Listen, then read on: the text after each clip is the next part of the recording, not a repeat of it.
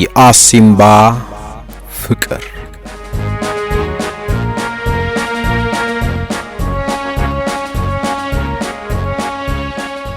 ጸሐፊ ካህሳይ አብርሃ ብስራት በኢትዮ ሜዳ የቀረበ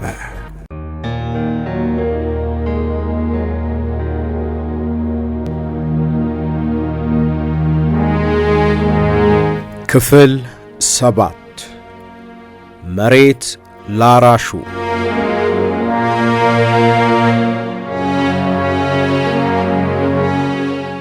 የጠፋው በግ ተገኘ። መሬት ላራሹ ለላባ አፍሳሹ፣ አገሩ ለባላገሩ ተዋጉለት አትሽሹ። የላባ አደር መንግሥት የምትሹ ተዋጉለት አትሽሹ። ተማሪዎች ለመሬት ላራሹ ሲታገሉ ይዘምሩት የነበረ የትግል መዝሙር። በ1968 ዓመተ ምህረት ህዳር ወር መጀመሪያ አካባቢ ብዙ ወጣቶች ከዳሞ ወደ አሲምባ መጡ። ዳሞ የሚገኘው በአድዋ አውራጃ ደብረ ዳሞ ተብሎ በሚጠራው ገዳም አካባቢ ሰብአ ዳሞ በሚባል ሰፊ ወረዳ ውስጥ ነው። ወጣቶቹ ኤርትራ ውስጥ በላባ አደርነትና በተለያዩ ሥራዎች ተሰማርተው የነበሩ ናቸው። በወቅቱ የኤርትራ ተቃዋሚ ድርጅቶች በጦርነት የአስመራ ከተማን በከበቡበት ጊዜ በርካታ ሕዝብ ተፈናቅሎ ነበረ። ከተፈናቃዮቹ ውስጥ ከፊሉ ወደ ትውልድ አካባቢው ሲገባ፣ ከፊሉ ደግሞ ወደ የድርጅቶቹ ተቀላቀለ።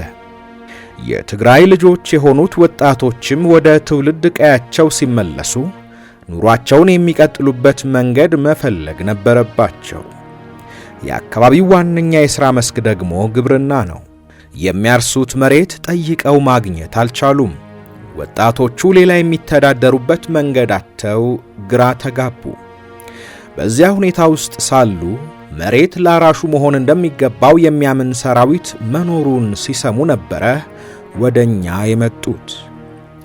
አሲምባ እንደደረሱ ከዳሞ መምጣታቸውንና ችግራቸውን ተናግረው መሬት እንድናካፍላቸው ጠየቁን። ሰራዊቱ ከዚያ በፊት ወደ ዳሞ ለመሻገር ተንቀሳቅሶ እንደማያውቅና ድርጅታዊ ሥራ ባልተሰራበትና ግንኙነት ባልተዘረጋበት አካባቢ መሄድ አስቸጋሪ እንደሚሆን ለማስረዳት ሞከርን። ወጣቶቹ ግን የሚቀበሉ አልነበሩም።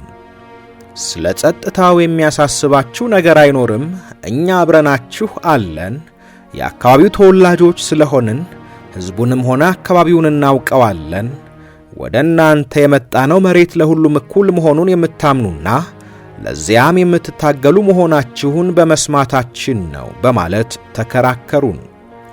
አይቻልም ማለት አስቸጋሪ ፈተና ስለሆነብን ሙከራ ለማድረግ ተስማማን።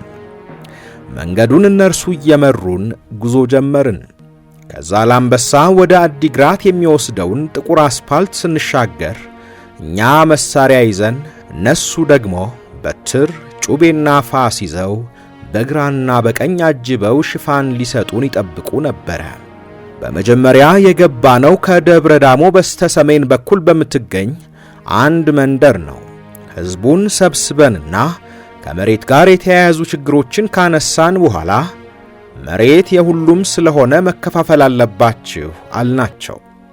በስብሰባው ላይ ሕዝቡን ያነጋገሩት የቅስቀሳ የማስተማርና የማሳመን ልምድ ያላቸው እነ ሐረጎትና ግደይ ነበሩ። ሰራዊቱ እዚያ ቦታ የተገኘበትን ዓላማ ለመግለጽ ንግግር በተደረገበት ወቅት ሕዝቡ በጭብጨባና በእልልታ ተቀበለው። በዚያን ጊዜ ደብረ ዳሞ ገበሬዎች የተለያዩ የመሬት ችግሮች ነበሩባቸው። የመሬቱን ሲሶ ያህል የያዘው ገዳሙ ሲሆን ሐራኔ ተብሎ የሚጠሩ የአያት የቅድመ አያት ወራሾች የሆኑ የመሬት ባለቤቶችም ነበሩ። እነዚህ ሰዎች ተወልደው ያደጉት በዚህ ቦታ ነው። ለመኖር ወደ ሌላ አካባቢ መሄድ ግድ ቢሆንባቸው ነበር የተሰደዱት። በሄዱበት አካባቢም ችግር ላይ ስለወደቁ መሄጃ ቢያጡ ወደ ተወለዱበትና ወዳደጉበት አካባቢ ከመመለስ ሌላ ምርጫ አልነበራቸውም። ያሳደገን ሕዝብ ጥሎ አይጥለንም ብለው ቢመለሱም እዚህ ደግሞ ከእርሻ ሌላ የሚተዳደሩበት ሥራ የለም። ለማረስ ደግሞ መሬት ያስፈልጋቸዋል። መሬት ማግኘት አለባቸው። አናውቃችሁም እንዳትሏቸው አሳድጋችኋቸዋል። አርሰን እንብላ ሲሉ የጋራ መፍትሄ መፈለግ እንጂ መሬት መከልከል ትክክል አይሆንም። ልጆቻችሁ ናቸው። ስለዚህ መሬት አካፍሏቸው፣ አብራችሁ መኖር አለባችሁ ሲባሉ ሕዝቡ ተስማማ። ይሄን የሚያስፈጽም የገበሬ ማህበር ለማቋቋም ሸንጎ እንዲያደርጉ ሊቀመንበር እንዲመርጡና በጋራ ወስነው መሬት እንዲከፋፈሉ የቀረበላቸውን መፍትሄ በደስታ ተቀበሉ። ሰራዊታችን መሬት የማከፋፈል ሥራ የጀመረው በእንዲህ ያለው አጋጣሚ ነበረ። ይህንን ፈጽመን ከዳሞ ወደ አሲምባ ስንመለስ አሲምባ አካባቢ ያለው ገበሬ ተመሳሳይ ጥያቄ ማንሳት ጀመረ። እኛን አልፋችሁ ዳሞ አድዋ ሄዳችሁ ልታካፍሉ የቻላችሁበት ምክንያት ምንድን ነው? የሚል ወቀሳ አዘል ጥያቄ ተከተለ። የዳሞ መሬት የማከፋፈል ወሬ በአሲምባ አካባቢ ብቻ አልተወሰነም። የሌሎች አካባቢዎች ገበሬዎችም ጥያቄውን አስፋፉት። ሰራዊቱ የብዙሃን ድርጅቶችን ማቋቋም የጀመረው ከዚህ በኋላ ነበረ። ህወሓትም የብዙሃን ድርጅቶችን ማቋቋም ስለጀመረ አንዳንድ መንደሮች ላይ መገናኘት ተዘወተረ። አንዳንዴ በመካከላችን ችግር ቢፈጠርም ሰላማዊ መፍትሄ ለመስጠት ሙከራዎች ይደረጉ ነበረ። አንዳንድ ጊዜ ህዝቡ ለስብሰባ ይጠራና እንዲያስተዳድረው የሚፈልገውን ድርጅት እንዲመርጥም ይደረጋል። ድምጽ የሚሰጠው ሁለቱ ድርጅቶች ባሉበት ሲሆን የአንድ ድምጽ ብልጫም ቢሆን የህዝቡን ውሳኔ መቀበል ግድ ነበረ። በዚህ ሁኔታ የተወሰኑ ቦታዎች ላይ የማደራጀት ሥራ በሰላም እንዲፈታ ይደረግ ነበረ። ኢህአሰ በተቆጣጠራቸው በሁሉም ቦታዎች የመሬት ማከፋፈል ሥራ ተግባራዊ ተደርጎ ነበረ።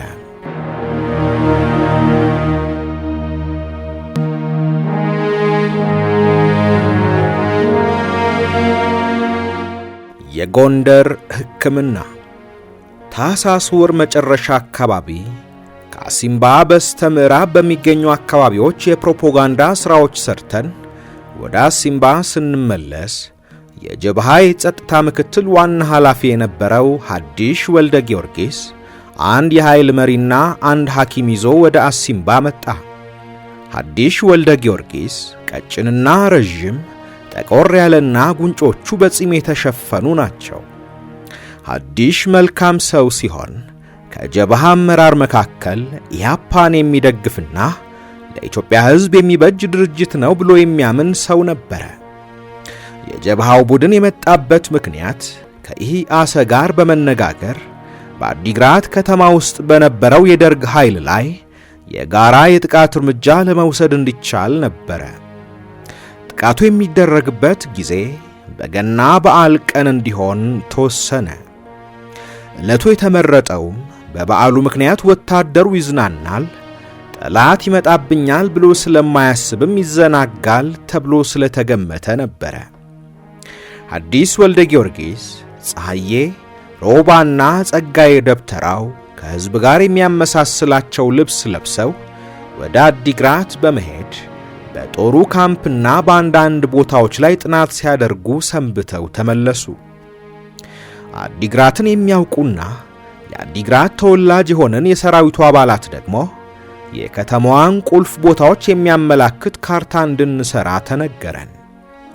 ፖሊስ ጣቢያ፣ ሆስፒታል፣ እስር ቤት፣ ባንክ ቤትና ሌሎችንም አስፈላጊ ተቋማት የሚገኙበትን ስፍራ የሚያሳይ ካርታ እንዲሁም ስለ ጦር ካምፑ የምናውቀውንና የምናስታውሰውን እየተነጋገርን በካርታው ላይ ለማስፈር እንድንችል ለብቻችን ተለይተን ለ3 ቀናት ሰነበትን። ያዘጋጀነውንም ካርታ አመራሩ ተወያይቶበታል። አንዳንድ ጊዜ ሐዲሽ ወልደ ጊዮርጊስ ጀብሃ ኤርትራ ውስጥ ስለፈጸመው ጀብዱ፣ አንዳንድ ቦታዎች ላይ ስላካሄዱት ወታደራዊ ተልእኮ፣ ለምሳሌ ባንኮች እንዴት እንደዘረፉ፣ መኪናዎችን እንዴት ከከተማ ሲያወጡ እንደነበረ፣ የደርግ ሰላዮችን እንዴት አድርገው ሲገድሉ እንደነበር ያወራናል። ጀብሃ በስንት ሰዎች እንደተመሰረተና አሁን ያለበትን ሁኔታና የመሳሰሉ ነገሮችን ሲተርክልን ተመስጠን ነበር የምንሰማው። ሐዲሽ አማርኛና ትግርኛ አቀላጥፎ ይናገራል። እኔ የሰላም ሰው አይደለሁም፣ የትግል ሰው ነኝ። ኤርትራ ነጻ ብትወጣም ፍልስጤምም ቢሆን ሄጄ ዋጋለሁ እንጂ ከኤርትራ ነጻነት በኋላ ቁጭ አልልም ይል ነበረ ሐዲሽ። ብዙ ዝግጅት ከተደረገ በኋላ የአዲግራቱ ወታደራዊ ተልእኮ መሰረዙ ተወራ። አንድ የጀብሃ ኃይል ለዚሁ ጥቃት መጥቶ መነኩሲቱ አጠገብ የኤርትራና ትግራይ ድንበር መድረሱም ተሰምቶ ነበረ።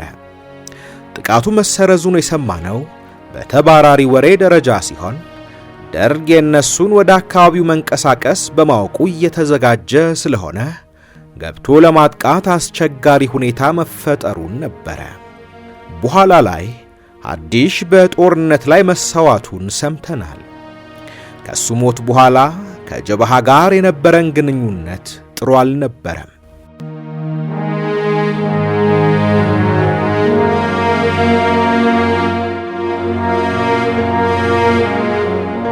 በጥርና የካቲት ብዙውን ጊዜ ያሳለፍነው ሕዝብ በማደራጀት ብዙሃን ድርጅቶችን በማንቀሳቀስ መሬት በማከፋፈልና በመሳሰሉ ሥራዎች ነበረ። ያን ጊዜ የጽሕፈት መኪና ስላልነበረን ክፍለ ዜናም አልነበረም። የክፍለ ዜናው መቋቋም ግን አስፈላጊ መሆኑ ታምኖበታል። እናም አንድ ጋንታ የጽሕፈት መኪና ለማምጣት ተልእኮ ተሰጥቷት ወደ ውቅሮ ልትሄድ ተዘጋጅታለች። በዚህ ጊዜ ሙሴና ሰለሞን የሚባሉ ከመነኩሲቶ መጥተው ከኛ ጋር የተቀላቀሉ 2 ኤርትራውያን ነበሩ። ለነርሱ የኢህአሰ ሰራዊት ወታደራዊ እንቅስቃሴ አለማድረጉ አላስደሰታቸውም ነበረ።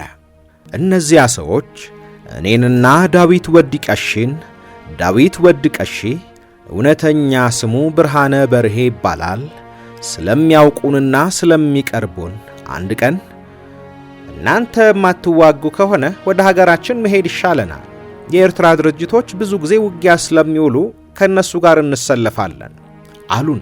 ጥቂት እንዲታገሱ ብንነግራቸውም ፈቃደኞች ሳይሆኑ ቀርተው ጠፍተው ወደ ሀገራቸው ሄዱ። ያን ጊዜ የጀብሃና የኛ ሰራዊት አመራሮች ጥሩ ግንኙነት ነበራቸው። ታዲያ በዚያኑ ሰሞን ነበረ ሐዲሽ ወልደ ጊዮርጊስ እኛ ዘንድ ሰንብቶ የተመለሰው። ጠፍተው የሄዱት ሰዎች ወደ ጀብሃዎች ሲሄዱ አስረው አቆዩአቸውና ከናንተ ሸሽተው የመጡ 2 ልጆች ስላሉ መታችሁ ውሰዷቸው ብለው መልእክት ላኩ። እስረኞቹን ከነንብረታቸው ለኛ ሰራዊት አስረከቧቸው። የመረመራቸው ኃይሌ ቀጭኑ ነበረ። ለምርመራው የሚሆን ጉድጓድ አስቆፈራቸውና አስገባቸው። ጉድጓድ እንዲቆፍሩ የተደረጉት ለማስፈራራትና እውነቱን እንዲያወጡ ለማድረግ ነበረ። ጉድጓዱን ቆፍረው ሲጨርሱ ስትጠፉ ለማን ነግራችሁ ነበር? የነገራችኋቸውን ሰዎች በግልጽ ካልነገራችሁኝ እዚህ ትገደላላችሁ ብሎ አስፈራራቸው። የማንገደል ከሆነ እውነቱን እናገራለን ብለው ለአማኑኤልና ለዳዊት ነግረናቸዋል አሉ። ለነሱ ስትነግሯቸው ምን አሏችሁ? የኃይሌ ቀጭኑ ተከታይ ጥያቄ ነበረ። ጥቂት እንድንታገስ ነገሩን። እኛ ግን እምቢ ያልናቸውና ሄድን። የምንጠፋበትን ቀን ግን አልነገርናቸውም አሉት። ኃይሌም ከጉድጓድ አስወጣቸው።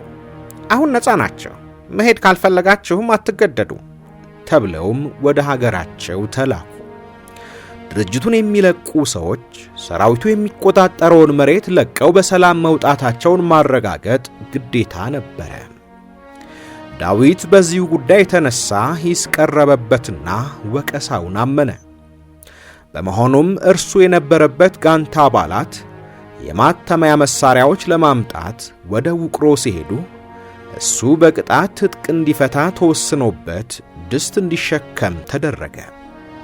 ከጥቂት ቀናት በኋላ ወደ ውቅሮ የሄዱት ጓዶች ከአንድ ትምህርት ቤት ታይፕራይተር ማባዣ፣ ገንዘብና ሌሎች ቁሳቁሶች ይዘው ተልእኳቸውን ሙሉ በሙሉ አሳክተው ተመለሱ። የክፍለ ዜና የፕሮፓጋንዳና ቅስቀሳ ቡድን ተመስርቶ ጽሑፎችን ማተም የተጀመረው ከዚያ በኋላ ነበረ። እኔ በዚያን ወቅት ከዘላለምና ከሐዋዝ ጋንታ ጋር አሲምባ ቀርቻለሁ። ሐዋዝ መጣና አንድ ጊዜ ላነጋግር እፈልጋለሁ አለኝ። ፈቃደኝነቴን ገለጽኩለትና አንድ ጥግ ይዘን ቁጭ አልን። ሙሴና ሰለሞን ወደ አገራቸው ሲሄዱ ነግረውህ ነበር ብሎ ጠየቀኝ። አዎ አልኩት ሳላመነታ። መልሴን እንደሰማ ከትከት ብሎ ሳቀና ታዲያ ለምን አልነገርከንም አለኝ። አንደኛ ብረት ይዘው ይሄዳሉ ብዬ አላሰብኩም። ሁለተኛ ደግሞ ወደ አገራቸው መሄድ ከፈለጉ ምን ማድረግ ይቻላል ብዬ ስላሰብኩ መናገሩ ጠቀሜታ ያለው አልመሰለኝም አልኩት። ሐዋዝ አሁንም ይስቃል።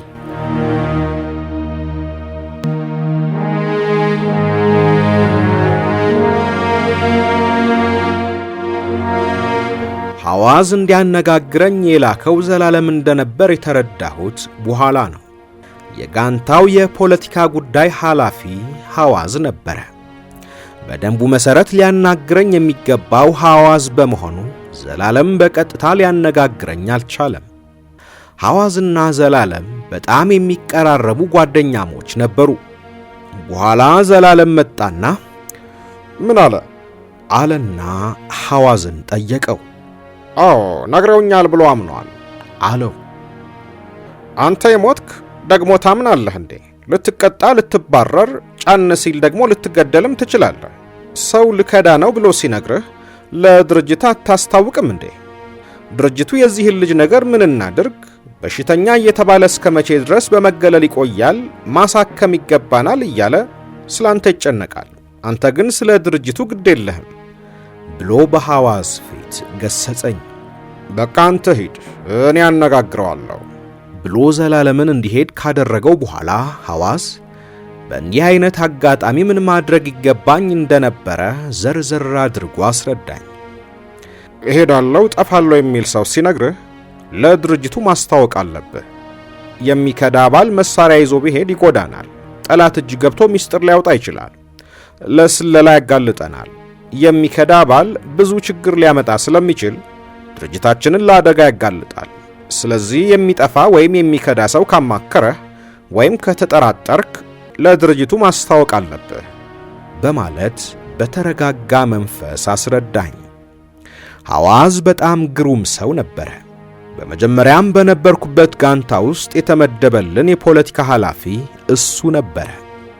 ወሎ እስከምንሄድ ድረስ የፖለቲካ ጉዳይ ኃላፊያችን እርሱ ሆኖ ቆየ።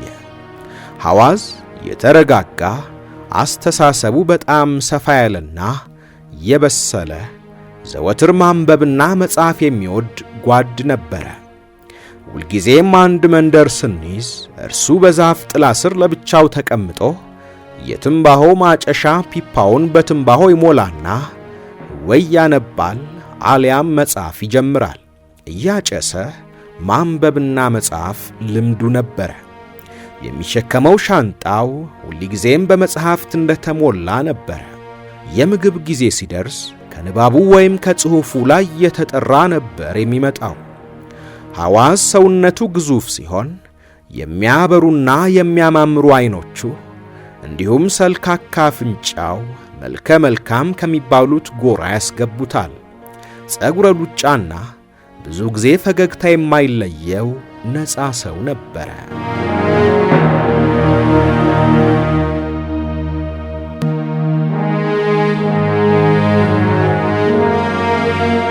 የሰራዊቱ አመራር በመጋቢት ወር 1968 ዓመተ ምህረት መታከም እንደሚገባኝ ውሳኔ አሳለፈ። ተጠራሁና ሁለት አማራጮች ቀረቡልኝ። አንደኛው አማራጭ በጀብሃ በኩል ወደ ሱዳን መሄድና ከሰላ ታክሞ መመለስ ሲሆን፣ ሁለተኛው ደግሞ እዚሁ ሀገር ቤት ውስጥ እንድታከም ሁኔታዎች ማመቻቸት ነበሩ። አስቤበት ምርጫዬን እንዳሳውቅ ተነገረኝ። ዘላለምን አማከርኩት። አሁን ያለ የፖለቲካ ንቃት በጣም ዝቅተኛ ነው። ሕክምና ምናልባትም ብዙ የሚያቆይ ሊሆን ይችላል። ብዙ ካቆየህ ደግሞ በትግሉ ውስጥ የበለጠ ድርሻ እንዲኖርህ እግረ መንገድን የፖለቲካ ዕውቀትን ማጎልበት ይኖርብሃል።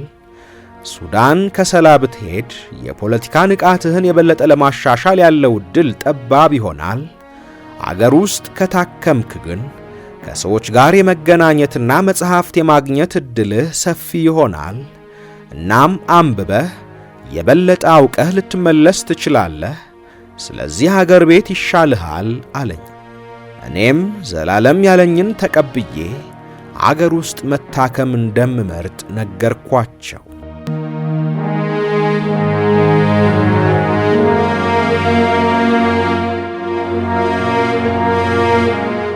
ውድ የኢትዮ ሜዳ ቤተሰቦች የአሲምባ ፍቅር መጽሐፍ ትረካ ክፍል 7 አብቅቷል።